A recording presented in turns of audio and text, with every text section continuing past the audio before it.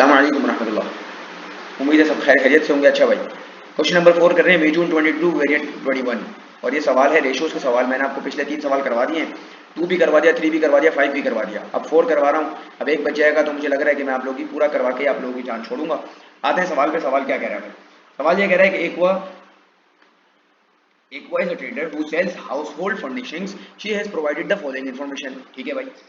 At 30 April 2022, inventory, trade receivables, bank overdraft, trade payables, ये 4 चीजें दी हुई हैं। Then for the year ended, सालाना की चीजें दी हुई है। रेवेन्यू, परचेजेस, एक्सपेंस, ठीक है।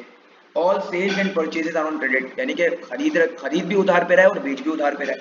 Inventory at 1 May 2021 was valued at 12,800 रुपए, कि 1 मई 2021 की जो इन्वेंट्री थी वो थी 12,800 रुपए। सर ये ऊपर भी इन्वेंट्री दी हुई है। ये इन्वेंट्री 30 अप्रैल 2022 की है। This means that this inventory is a closing inventory, और ये सारी जो इन्फॉर्मेशन है वो क्लोजिंग की इन्फॉर्मेशन है। और ये वाली जो इन्फॉर्मेशन हो गई, यानी कि ये वाली जो इन्वेंट्री हो गई वो हो गई ओपनिंग इन्वेंट्री। तो ये तो बात क्लियर हो गई है, यानी कि सवाल बिल्कुल क्रिस्टल क्लियर है। हमने इस सवाल में हमें सामने रख दिया। अब आते हैं आगे। सवाल बोल रहे complete the following table. Gross profit margin निकालो, प्रॉफिट मार्जिन निकालो, रेट ऑफ इन्वेंटरी टर्नओवर निकालो, करंट रेशियो वगैरह निकालो। तो अब सबसे पहली चीज ये है कि मैं यहाँ पर थोड़ी सी एक स्टेटमेंट बनाता हूँ, जो कि इनकम स्टेटमेंट की जो स्टेटमेंट होती है वो, कि हम पहले सेल्स लिखते हैं, सेल्स में से लेस करते हैं कॉस्ट ऑफ सेल्स। मैं यहाँ पर सारी वर्किंग कर रहा हूँ। कॉस्ट ऑफ सेल में हम लिखते हैं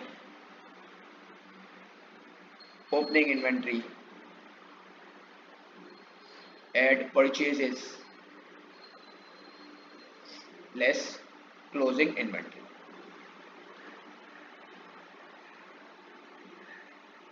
चलें सही। अब पुट करेंगे और जीपी निकालेंगे, जीपी के बाद एक्सपेंस को माइनस करेंगे, नेट प्रॉफिट निकालेंगे। बिल्कुल बेसिक सा गेम है, कोई मसले वाली बात नहीं है। आ जाए चलें भाई। सेल्स क्या है?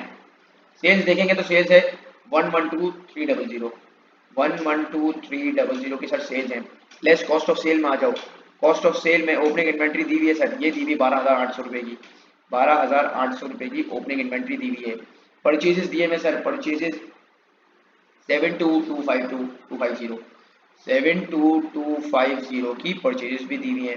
अब आते हैं क्लोजिंग इन्वेंट्री पे। क्लोजिंग इन्वेंट्री क्या दी हुई है भाई? क्लोजिंग इन्वेंट्री दी हुई है 14,650, 14,650 की क्लोजिंग इन्वेंट्री दी हुई 414,650। चले जी, लिख दिया।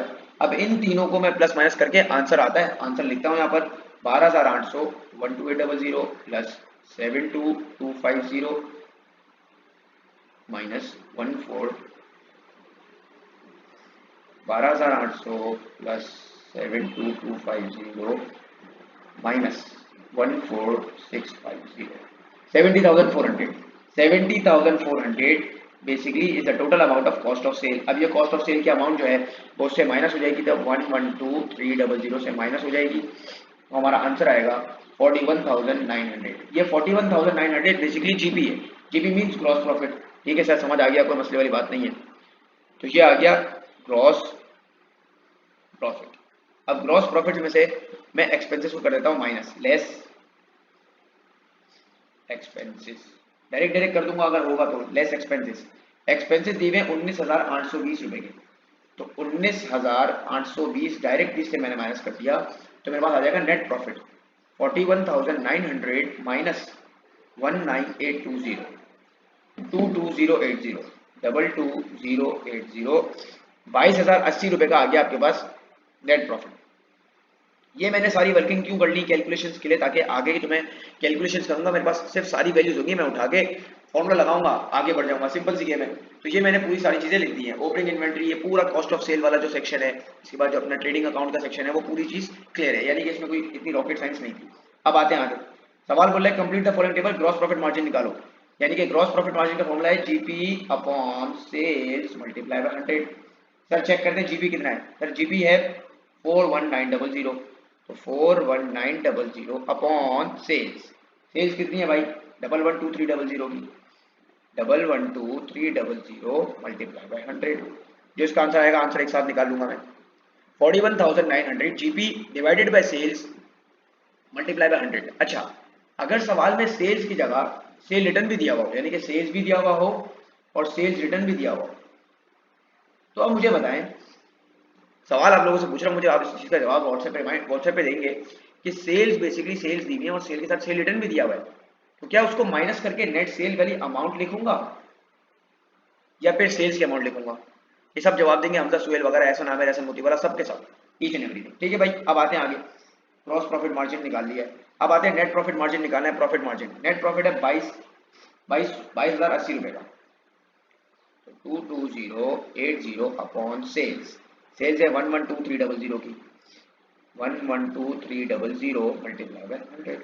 प्रॉफिट का फॉर्मूला लिख देता हूँ, NP upon sales multiply by 100। Answer दो decimal place, two decimal place में देना है, तो उसको हम अकॉर्डिंगली देख लेंगे जब कैलकुलेशन करेंगे। आते हैं भाई, अब लिखा हुआ है रेट ऑफ इन्वेंट्री टर्नओवर, कि रेट ऑफ इन्वेंट्री टर्नओवर का क्या रेट है जरा वो बता दो। क्या आपकी इन्वेंट्री कितनी दफा घूमी है, यानी कि कितनी दफा माल बेचा है आपने। तो अब रेट ऑफ इन्वेंट्री टर्नओवर का फॉर्मूला है cost of sale upon average inventory, cost of sale upon average inventory. Sir ये कॉस्ट ऑफ सेल तो हमें पता है, एवरेज इन्वेंट्री का क्या सीन है? एवरेज इन्वेंट्री का मतलब क्या है भाई, दो इन्वेंट्री से दोनों की एवरेज निकाल लो, बेसिक चीज है। यानी कि ओपनिंग इन्वेंट्री को प्लस करो क्लोजिंग से, डिवाइडेड बाय 2 कर दो, तो आपके पास एवरेज आ जाएगा इन्वेंट्री का, बेसिक सीन है। तो मेरे पास कॉस्ट ऑफ सेल गिवन है, कॉस्ट ऑफ सेल है मेरे पास 70,400, 74400। मैं ये निकाल देता हूँ ओपनिंग इन्वेंट्री और क्लोजिंग इन्वेंट्री वाला। ओपनिंग इन्वेंट्री है 12,800 रुपए, 14650, 12,800 प्लस 14650 डिवाइडेड बाय 2। चले भाई प्लस करते हैं, 12,800 plus 14650, 27,450, 27450 divided by 2, divided by 2। हमारा आंसर आ गया 13,725, 13,725। तो यहाँ लिख दिया 13,725। सारी वर्किंग्स मैं करके दिखा रहा हूँ, आंसर सिर्फ डेसिमल प्लेस में कैलकुलेट करके लिखना होगा, कोई मसले वाली बात नहीं है। तो हमने gross profit margin, net profit margin and rate of inventory turnover कर लिया। अब आते हैं आगे। आगे बोल रहा है करंट रेशो निकालो। करंट रेशो में नाम में फर्क, नाम में हम पकड़ लेंगे कीवर्ड क्या है। करंट रेशो का मतलब current asset upon current liabilities. ये करंट एसेट को ऊपर लिखो सारे और नीचे लिखो सारी करंट लाइबिलिटीज, और सारी करंट एसेट और सारी करंट लाइबिलिटीज को आपस में कर दो डिवाइड। तो अब पहले फिगर आउट ये करना है कि करंट एसेट्स है कितने। आ जाए भाईजान, तो क्या ये मैं बोल दूं कि भाई ये इन्वेंट्री, क्या ये करंट एसेट है? बिल्कुल सही, क्योंकि क्लोजिंग इन्वेंट्री है। क्या ये ट्रेड रिसीवेबल भी करंट एसेट है? जी sir. Bank overdraft sir current liability है, ट्रेड पेबल करंट लाइबिलिटी है। तो इन दोनों को प्लस करूंगा, यानी कि 14650 प्लस 12,700, 14650 प्लस 12700 अपॉन ये सारे करंट एसेट के टोटल हो गया। करंट लाइबिलिटी, करंट लाइबिलिटी में trade payables and bank overdraft है। Bank overdraft 5375 and 7125, 5375 and 7125. Let me check once again. 5375 7125। मैं थोड़ा तेज जा रहा हूँ क्योंकि सवाल बहुत बेसिक है, कोई खतरनाक चीज होती तो मैं इसको एक्सप्लेन करूंगा। अभी थ्योरी आने वाली है तो थ्योरी में मैं जरा तफसील से गुफ्तगू करूंगा, टेंशन वाली बात नहीं। अब आते हैं न्यूमरेटर को प्लस करें, 14650 प्लस 12,700, 27350। चले भाई लिख दिया। आगे आते हैं 5375 प्लस 7125, ये आ गया 12,500। ठीक है भाई, अब इसको एक काम करते डिवाइड करके हाथों हाथ लिख दो। तो 27350 डिवाइडेड बाय 12,500, हमारा आंसर आ गया 2.1:1। 18 लिखा हुआ है, मैं इसको राउंड ऑफ करके 2.19 कर देता हूँ, यानी कि 2.19:1। इसका मतलब समझना बहुत जरूरी है, क्योंकि आगे कमेंटिंग अगर सवाल करवाएगा, पूछेगा, कमेंट करो तो फिर आपको देखना पड़ेगा। याद रखना इसका मतलब ये है कि इसका फॉर्मूला है current asset upon current liabilities, यानी कि current asset ratio current liabilities. इस रेशो का मतलब डिवाइड ही होता है, कंफ्यूज नहीं हो जाइएगा, अभी मैथ्स पढ़ के आए। तो current asset upon current liabilities, यानी कि आपके पास करंट एसेट टोटल है 2.19:1। इसका मतलब आपको, आपके पास लाइबिलिटी है, आपको 1 रुपया देना है और 1 रुपये के एवज में आपके पास पड़े हैं 2.19। तो इसका मतलब आप, अच्छी बात है कि आप 1 रुपये की अगर लाइबिलिटी पे भी कर दें तो आपके पास पीछे 1.19 पड़े, यानी कि business is enough liquid, business के पास लिक्विडिटी है, बिजनेस के पास लिक्विडिटी का प्रॉब्लम नहीं है। तो this means that it is a good sign कि इसके पास 1 रुपये की लाइबिलिटी है और 1 रुपये की पे करने के लिए इसके पास 2.19 रुपीज पड़े हुए। तो 1 रुपया जब दे देगा पीछे, तो पीछे भी पैसा पड़ा हुआ होगा, वो पैसा कई कामों में इस्तेमाल हो सकता है, यानी कि बिजनेस के पास लिक्विडिटी है, लिक्विडिटी का प्रॉब्लम नहीं है। तो ये बात हमें समझ आ गई। हमेशा याद रखिएगा इसका आंसर इस टू वन वाले रेशियो में आएगा। ये तो इसका आंसर आया था, बाकी इस टू वन वाले रेशियो में आएगा इसका भी आंसर, करंट रेशियो का भी, एंड देन लिक्विड रेशियो यानी कि एसिड टेस्ट रेशियो। अब आते हैं भाई, अब ये एसिड टेस्ट रेशियो का फॉर्मूला क्या है, बिल्कुल एग्जैक्ट सेम फॉर्मूला है, current acid upon current liabilities, मगर यहाँ पर इन्वेंट्री को कर दोगे माइनस। कौन सी इन्वेंट्री सर, करंट एसिड में तो क्लोजिंग इन्वेंट्री आती है ना, ऑब्वियसली बात है। तो अब आते हैं, चेक करते हैं भाई करंट एसिड में टोटल करंट एसिड तो ये दोनों है। अब बेवकूफी होगी कि मैं दोनों को प्लस करूंगा फिर इन्वेंट्री को माइनस करूंगा, तो सीधा सीधा मैं ट्रेड रिसीवेबल्स को उठा लूं 12,700 रुपए, मैं दोनों को प्लस करूं, दोनों में से इन्वेंट्री माइनस कर दूं, तो आंसर मेरा 12,700 ही आएगा। तो सीधा सीधा मैं ट्रेड रिसीवेबल्स को उठा दूं 12,700 रुपए। ये क्यों, क्योंकि यहाँ पर सिर्फ ये दो ही चीजें, तो 12,700 12,700 upon current liabilities, current liabilities का ऊपर करके आया हूँ 12,500 रुपए का। ये ना हाईलाइट कर देता हूँ ताकि तुम लोग को समझ आ जाए। चले भाई, तो 12,700 डिवाइडेड बाय 12,500, हमारा आंसर आ गया 1.01:1। ये इसका रेशो आ गया। तो ये तो हमें समझ आ गया। मैं इसका फॉर्मूला जरा मोहब्बत से लिखता हूँ कि current asset except inventory upon CN current liabilities. तो ये इसकी पूरी वर्किंग थी, तो आपको इसके मार्क्स मिल गए। बिल्कुल सुकून सवाल था, कोई ऐसे मसले वाली बात नहीं थी। तो हमने यहाँ पर करंट रेशो की वर्किंग कर ली एंड देन लिक्विड रेशो की वर्किंग कर ली। रेट ऑफ इन्वेंट्री टर्नओवर की बाकी है, तो rate of inventory turnover 70,400 divided by 13725, हमारा आंसर आ गया 5.129 मतलब 5.13। याद रखना इसका आंसर लिखा हुआ है टाइम्स में, इसका आंसर आएगा टाइम्स में। इसका मतलब ये है कि आपकी इन्वेंट्री 5 दफा रोलिंग हुई है। क्या फॉर एग्जांपल कि आपने एक बार इन्वेंट्री मंगाई, बेच दी, दूसरी, तीसरी, चौथी, पांचवी, और पांचवी का मतलब ये है कि 3/4 हिस्सा आपने वो पड़ा हुआ है, बाकी थोड़ा मोटा हिस्सा बेच दिया है। तो ये होता है रेट ऑफ इन्वेंट्री टर्नओवर, कि आपकी इन्वेंट्री कितनी दफा उसकी वो घूमी है बेसिकली, कि आपने पहली बार मंगाई बेच दी, दूसरी बार मंगाई फिर बेच दी, तीसरी बार भी बेच दी, चौथी बार भी बेच दी, पांचवी बार भी बेच दी, और पांचवी से कुछ ज्यादा भी बेच दी है। तो ये 5.13 टाइम्स, यानी कि ड्यूरिंग द ईयर आपने 5 दफा अपनी पूरी इन्वेंट्री को रोल अप किया है, पूरी इन्वेंट्री को घुमाया है। यहाँ तक बात समझ आती है। चले भाई आगे बढ़ते हैं। मेरा मेन फोकस वही बच्चों पे बेटा, मूसा कबाड़िया एंड हमजा सुहेल वगैरह, ये सारे लड़के बहुत गौर से मुझे लगता है, उम्मीद है सुन रहे होंगे बहुत सारी चीजें। ठीक है भाई, आते हैं प्रॉफिट मार्जिन और मोस्ट इंपॉर्टेंट उमर बॉय और ओवैस नुमान भी भाई, इन दोनों को तो मैं भूल ही नहीं सकता। आ जाए भाई, प्रॉफिट मार्जिन है 22,080 डिवाइडेड बाय 112,300 मल्टीप्लाई बाय 100 कर दो भाई, तो 19.6, ये परसेंटेज में इसका आंसर आता है 19.6%। आते हैं आगे भाई, 41900 डिवाइडेड बाय 112,300 मल्टीप्लाई बाय 100, 37.31।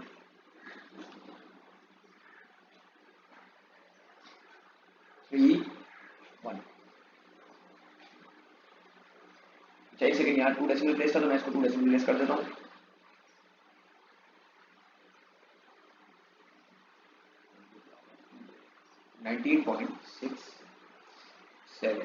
चले भाई, ये आपको बात समझ आ गई है।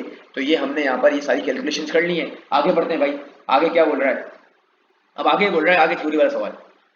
Once of Aqua suppliers, एक Aqua supplier है, one of Aqua suppliers has offered to sell her a large quantity of inventory। वो इसको ये बोल रहा है कि यार मैं बहुत सारी इन्वेंट्री तुम्हें दे रहा हूँ, वो ले लो, और वो मैं तुम्हें रिड्यूस प्राइस पे दे रहा हूँ, यानी कि प्राइस की जो प्राइस कट करके तुम्हें दे रहा हूँ, यानी कि सस्ते में दे रहा हूँ, लेना चाहिए नहीं लेना चाहिए। अब जरा देखते हैं, Aqua is considering accepting this offer, कि वो सोच रही है कि यार मैं इस ऑफर को एक्सेप्ट कर लूँ, सोच रही है या सोच रहा है जो भी है, सही है भाई।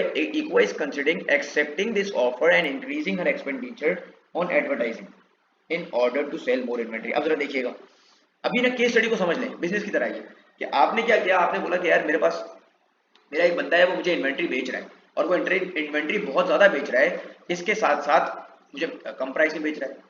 तो अब मैं यहाँ से इन्वेंट्री कम प्राइस में तो ले लूंगा, मगर इसको बेचना भी होगा, तो बेचने के लिए मैं करूंगा एडवर्टाइजिंग। जाहिर है सर, एडवर्टाइजिंग करूंगा तो यहाँ जो पैसा बचा हुआ एडवर्टाइजिंग में भी खर्च हो सकता है। ये अभी केस स्टडी समझ आ रही है। आते हैं भाई, सवाल क्या बोल रहा है, एडवाइस एक्वा बोल रहा हूँ, एडवाइस एक्वा वेदर शी, जो भी है, whether she should purchase the additional inventory, justify answer by providing two advantage and two disadvantage.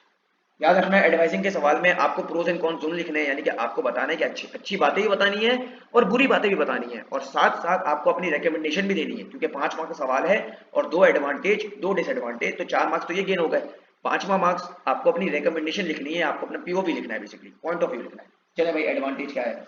सबसे पहले एडवांटेज ये कि भाई अगर वो एडवर्टाइजिंग करती है तो इससे हाईली लाइकली चांस है कि हाँ यार उसकी सेल्स में इजाफा हो सकता है। याद रखना मैं ये बोल रहा हूँ इजाफा हो सकता है। सही है भाई, अगर वो एडवर्टाइजिंग अच्छी वीआईपी एडवर्टाइजिंग करती है तो इसका मतलब ये है कि इसकी sales, the sales of Aqua would rise. On the other hand she may be able to increase sales by reducing selling price. अब आप खुद सोचो ना भाई कि अगर आगे से माल सस्ता मिल रहा है तो यहाँ पर उसकी कॉस्टिंग कम हो गई, कॉस्टिंग कम हो गई तो इसका मतलब ये कि ये भी थोड़ा सा अपना प्रॉफिट मार्जिन को थोड़ा बहुत नीचे करके आगे पीछे कर सकती है, अपनी सेल प्राइस को थोड़ा नीचे कर सकती है, क्योंकि आगे से माल सस्ता मिल रहा है। जब आगे से माल सस्ता मिल रहा है तो ये इसके पास भी रूम है कि ये अपने माल को सस्ता बेच सकती है। जब बेचेगी सस्ता तो इसका मतलब ये कि कस्टमर्स अट्रैक्ट होंगे और इसकी सेल्स बढ़ सकती है। तो ये 2 एडवांटेज होगा भाई। अब डिसएडवांटेज क्या है आगे देखते हैं। सबसे पहली चीज भाई ऑब्वियस सी बात है सर, एक्सपेंसेस बढ़ रहे हैं ना। मैं यहाँ से अगर माल खरीद रहा हूँ सस्ते में तो मैं इसको बेच रहा हूँ, बेचने के लिए मुझे करनी पड़ी है एडवर्टाइजिंग।